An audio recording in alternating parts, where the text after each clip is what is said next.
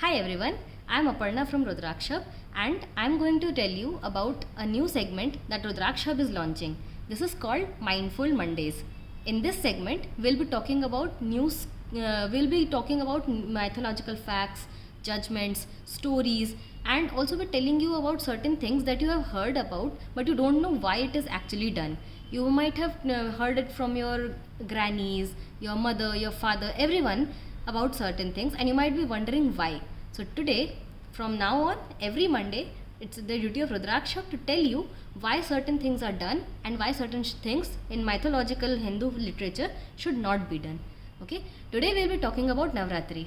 Correct, you heard that right.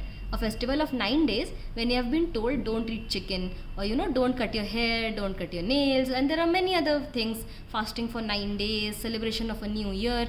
So there is a long story behind it, and we'll be talking about all that story right now, right here in this episode. So let's start. A lot of you might be wondering why your mother says that don't eat chicken on Tuesdays or Saturdays and for the 9 days of Navratri. I know. A lot of you might think that you eat chicken, you eat enough outside and you don't tell at your home and nobody will know. But there is a fact, there is a reason why it is said that chicken should not be eaten in Navratri. There's a story behind the same thing.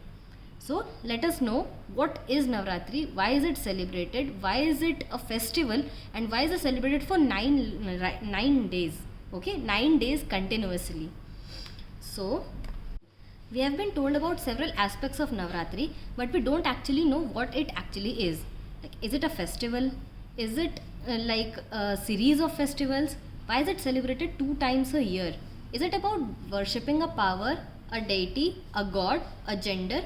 What makes it a 9 days celebration? These are all the common questions people ask a lot. So worry not. We at Rudraksha will help you at everything. So let's start with the first things first. Navratri, as the name suggests, is a celebration of 9 days and nights to commemorate the birth of goddess Durga descending on earth to save her inhabitants from all odds and evils. She blesses her devotees with utmost love and care. She also blesses them with power and confidence so that they can themselves fight the evils and become the best version of themselves, as well as save lives of others also. So, what is Goddess Durga and why is she worshipped? Is there a story behind it? Yes, there is. So, let us discuss the story. So, there is a story in mythological text where it is mentioned that there was a devil, Mahishasur. He was creating life difficult for everyone on earth. Mahishasur was actually a very powerful devil who worshipped for many years to gain control of the universe and power to rule the entire universe. Now the gods knew that if he was successful in his tapasya, then Lord Brahma will have to give him a vardhan, his wish, that is typically given after a long hour of worshipping, a proper long hour of worshipping. Hence the gods did not want him to succeed, and so they tried everything in their power to stop him, but they failed. And after failing multiple times, they went to Lord Brahma himself and told him that he has to stop Mahishasur from doing long worship to gain power for with bad intentions at heart. But Lord Brahma said that because he was himself the creator of the universe and he created the rule, so he cannot stop someone from worshipping, because that will be a thing of sin. So Brahmaji said that he will handle this entire issue when doom comes today in his own manner. He said that he cannot stop Mahishasur from worshipping, whatever the cause may be.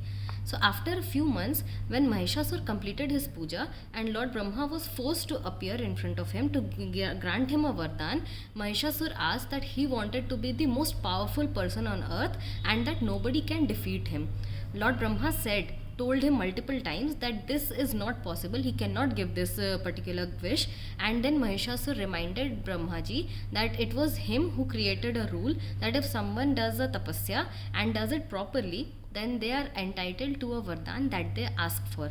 So Brahmaji told Mahishasur that whatever it is, he can provide him this vardhan only, but only on one condition, that Mahishasur will be only and only be able to defeat, will be extremely powerful, but will be defeated only and only by a lady. That means that now Mahishasur could not be defeated by any male, any power, or anything else other than a lady who can defeat him, a fierce lady who can defeat him. So Mahishasur was very sure that he knows no such lady who can ever defeat him. Also, he had so much pride on himself that he was sure that no lady will ever be born or has ever been born who can defeat him. When Brahmaji told about this to the gods, now Mahishasur was extremely powerful, and Mahishasur started creating life difficult for everyone. He dethroned Indra, the lord of skies and rain. He dethroned all the gods from their kingdom, and he messed up all the systems between the heaven and the earth. Now this created a very difficult situation for everyone on earth. Because of the Vardhan that Mahishasur had, nobody was even able to fight him properly.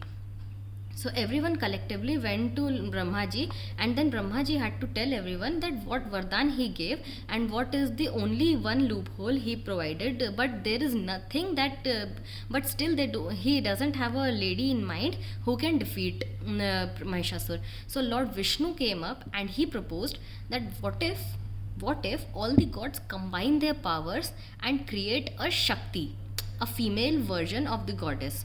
Now this Shakti will have all the powers of all the gods and the fierceness and confidence of all the goddesses. This will make Shakti a complete package. Who will worshipping whom will be will provide everything from power to resources to confidence, everything.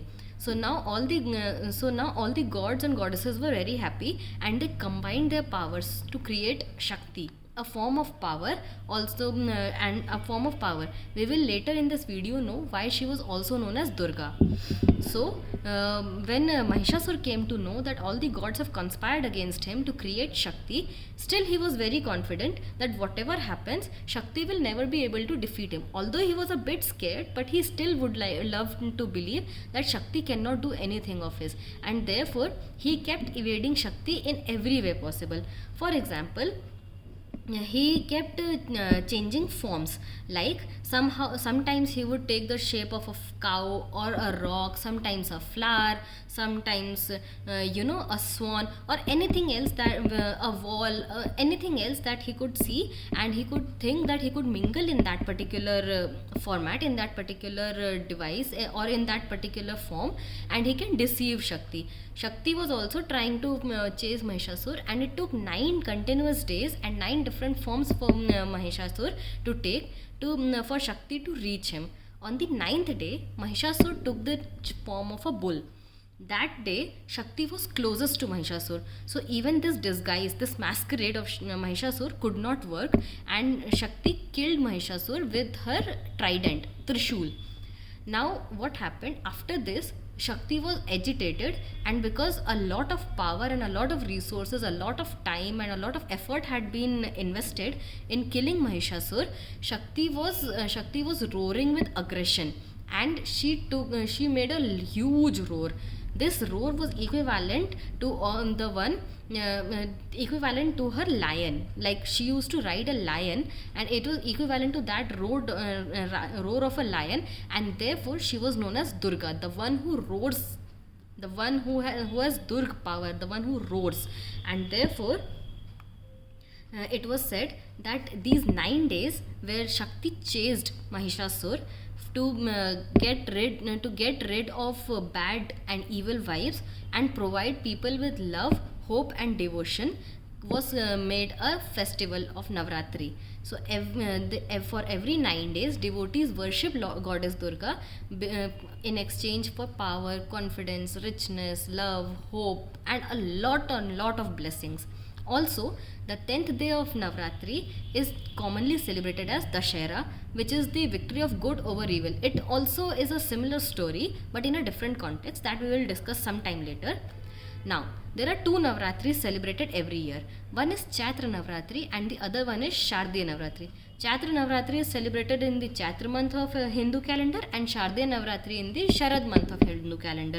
We will right now we discussed about Shardiya Navratri, which comes in the Sharad month. But in the next video we will be talking about Chatra Navratri, the one which is starting from 2nd April 2022 this year and will go until 10th April 2022.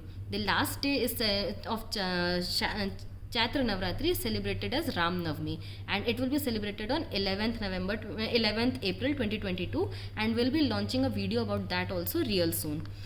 Now, if you like this video, kindly comment, subscribe, share and like this video and share with your friends so that we can also bring forward more such informative content. Also, make sure that now that we have reached the end of this video, I would like to talk about Rudraksha.com, which is my company. We are based from Varanasi, and we deal in 100% authentic products and services related to religious and spiritual requirements. I will attach all the links in the description along with the link of this particular video, blog based on this particular video also.